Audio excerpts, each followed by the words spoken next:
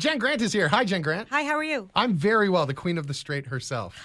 The record is out now. How are we feeling now that it's out there in the world? I'm so glad it's out in the world. Yeah, I love this record. I would imagine it takes quite a long time writing the songs, but actual recording, 4 days. Is that true? Yeah, I don't even feel like that is too strange, really, but we did it live off the floor. So there was a lot of charts made beforehand. It was produced by my husband, Daniel Ledwell, and Joshua Van Tassel. So Danny made charts, and we had this incredible band, Christine Bougie, Danny and Josh, Kyle Kunjak, Kim Harris, and we just got into this space and we just really listened to each other and actually, can we start? Yeah, can you just unplug those? Yeah, unplug those. I don't know where that. It's okay. Why that's in How there? about that? Yeah, nonsense. Okay, sorry, I was just No, that's all good. Okay, we're do you all want to good. start again? Yeah, we're golden. Okay. All right. Take two. Woohoo! Jenn Grant is here, the queen of the Strait herself. How are you? Hi, I'm good. How are you? I'm very well. So the record is out now. How are we feeling? Feeling great. Yeah? Yes. 4 days to record. Is that true? Yeah, we did it live off the floor. So my husband, Daniel Ledwell, who co-produced the record with Joshua Van Tassel, he made charts for all the songs. And so when we got into the space, which was our studio in Lake Echo, Nova Scotia, we just, I had this incredible band, Josh and Dan, Christine Bougie, who's in Toronto, Kyle Kunjak and Kim Harris, and myself. We were just in this space, and they would just play the songs, and usually by like the third time we would know, is this a song that's going to get recorded?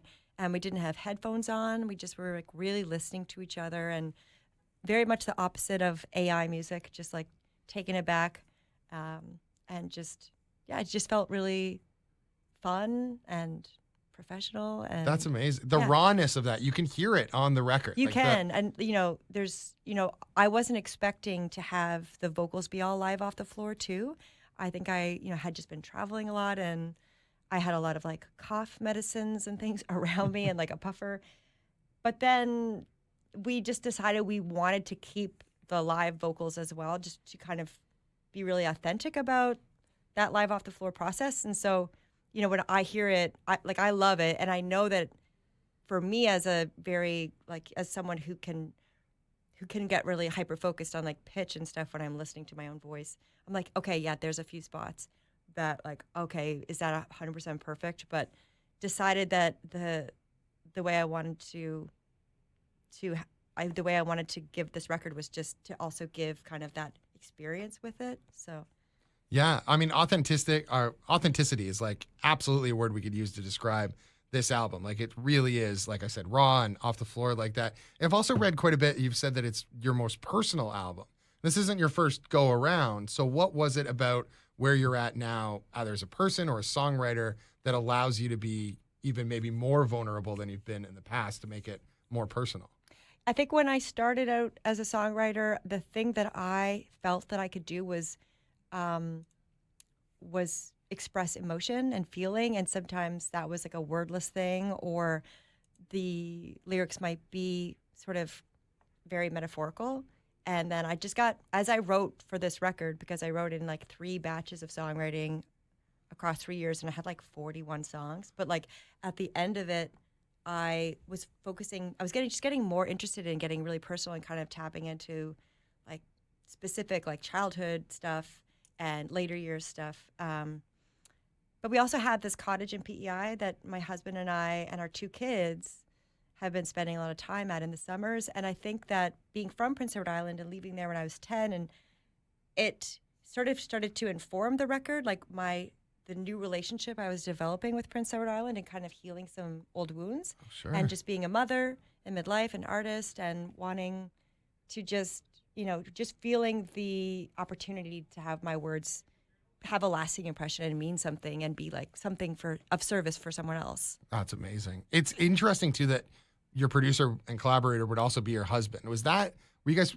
working together before your relationship, or was it something it's just sort of all worked out together? I mean, we've made a lot of records together. Like I think this is my 9th record, or my 10th if you include that Christmas record. Let's include it. Why not?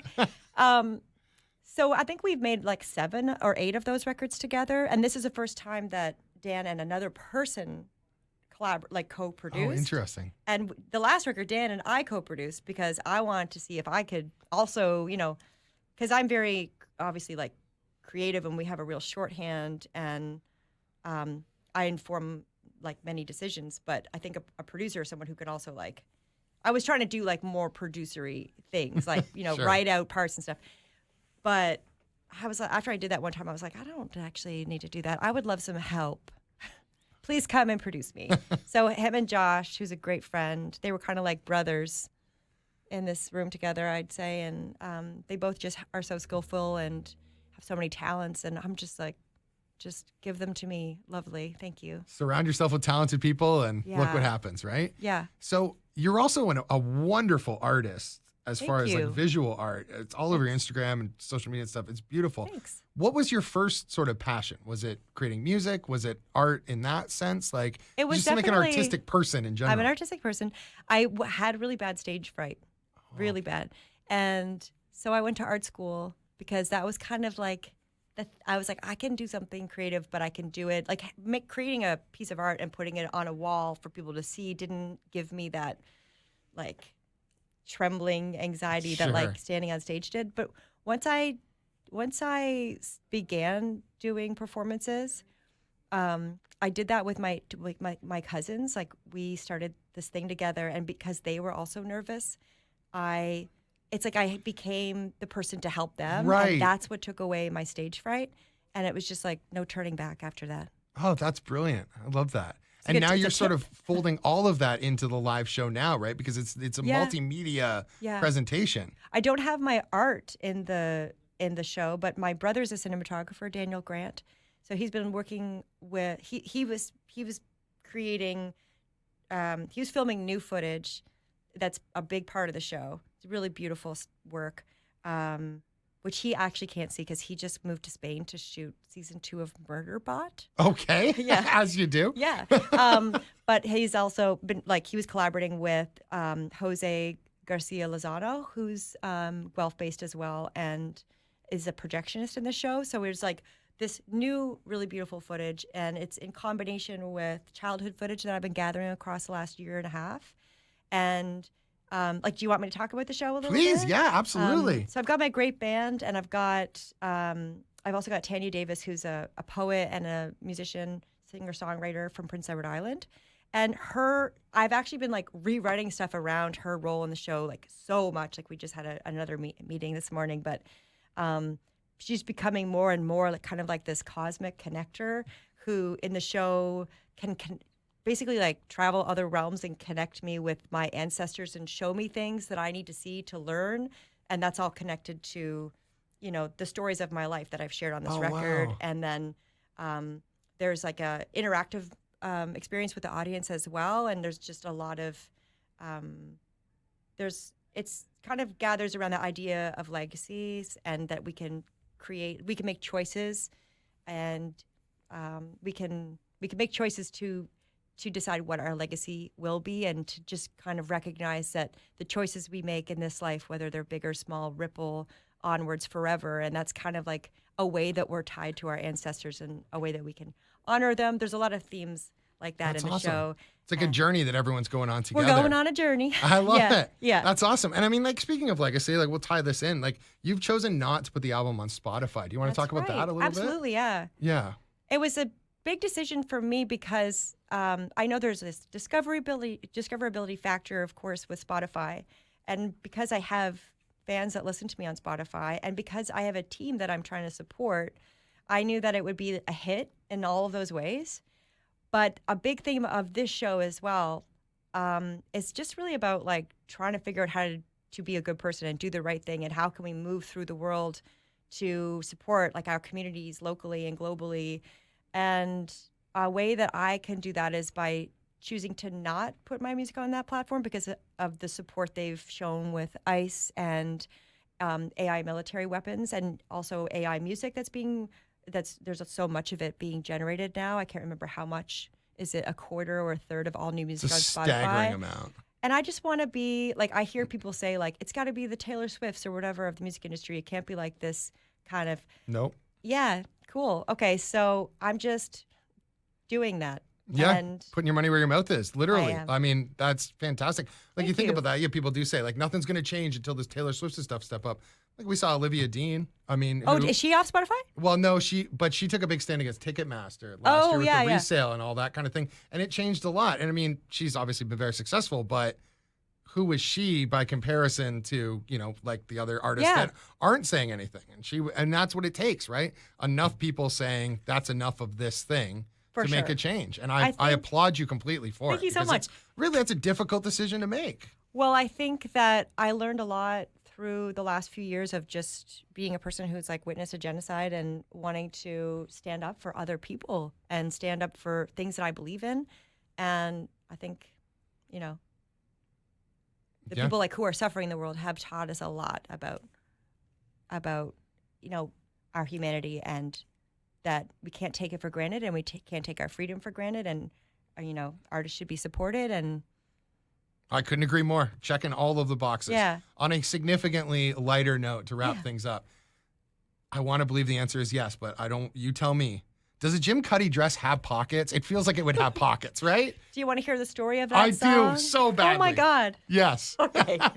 Well, I know you wanted it to be on a lighter note, but so in 2012, I took my mom to the Junos as my date. Okay. And she was a big Blue Rodeo fan, big Jim Cuddy fan. And then we were in Ottawa at the National Arts Center. And Mom and I were coming down the escalators.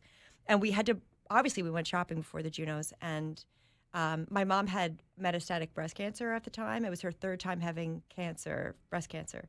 So it had spread to her liver, and all of this fluid was filling up. So there was all this swelling in her stomach. So we need to get a dress that would cover that. So she's got this dress on, and we're coming down the escalators, and the only person in sight is Jim Cuddy by himself standing in the lobby. And I didn't know him yet at the time. And I brought Mom over, and I was like, I have to introduce them. So I took their photo. And then I realized later that that's the last time I saw her eyes like sparkling magically, because right after that trip, we went home and she went right to the hospital, and someone brought in that photo of Mom and Jim, and she said, when I'm late, I'd like to be laid to rest in my Jim Cuddy dress. Oh, that's so beautiful. And so I said, sure, Mom. And then we had this thing, like we had a ceremony of life for her. But before that, she died 3 weeks after the Junos. And before the ceremony of life, myself and my husband, Dan, and my brother, we were at this little funeral home. And Danny was playing the organ, playing the Beach Boys, and my brother was just watching everything. And our Mom and I shared dog. Charlie was there, and Mom was like in the box, like in her Jim Cuddy dress. And Charlie and I were dancing to the Beach Boys, and so that's what the make believe funeral is in the song, and it's also just about her leaving PEI and us as kids, like seeing how she turned her heartbreak into magic and adventure for my brother and I. And while we were moving around, like we lived at the Marco Polo campground, and we lived at the Stardust Motel on the Bedford Highway, and all these kind of things were going on with us, like while she was trying to create a new life for us. Wow, what a silly question leading to such a beautiful story. But that's incredible. That's amazing. And I love that you got to share that moment with your mom, and the song I is should wonderful. be so happy that I got to tell you the story. Oh, I'm glad, and I'm sure she's smiling right now with twinkles in her eye. Yeah. I appreciate you greatly, Jenn Grant. Thank you so much for coming in. So much. Queen of the Strait's available now. Get it physically anyway, because that's the best way to consume music as it is. So thank you so much. Thank you. Awesome. Moved into a tent in Marco Polo land. Called it a summer vacation. The house blew away into the field that day. Good thing my brother was paying attention. Last time I saw you, trying to look your best, it was a make-believe funeral. You're in your Jim Cuddy dress. It was the Gold Cup and saucer parade. All of the plans that we made for the Gold Cup and saucer parade. Nothing that's real ever fades. Nothing that's real.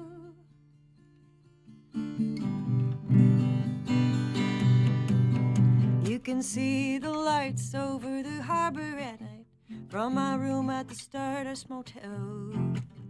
Put the kitchen down from the wall to the ground. It wasn't heaven, but it wasn't hell. Picked out the cheapest box, 'cause you didn't believe in the cost. It was a make-believe funeral. You're in your Jim Cuddy dress. It was the Gold Cup and Saucer Parade. All of the plans that we made for the Gold Cup and Saucer Parade. Nothing that's real ever fades. Nothing that's real.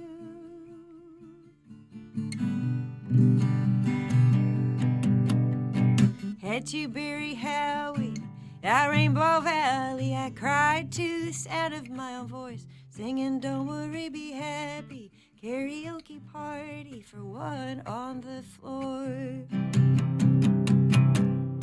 Last time that I saw you, trying to look your best, it was a make-believe funeral. You're in your Jim Cuddy dress. It was the Gold Cup and Saucer Parade. All of the plans that we made for the Gold Cup and Saucer Parade. Nothing that's real ever fades. Nothing that's real. Nothing that's real. Ooh, ooh.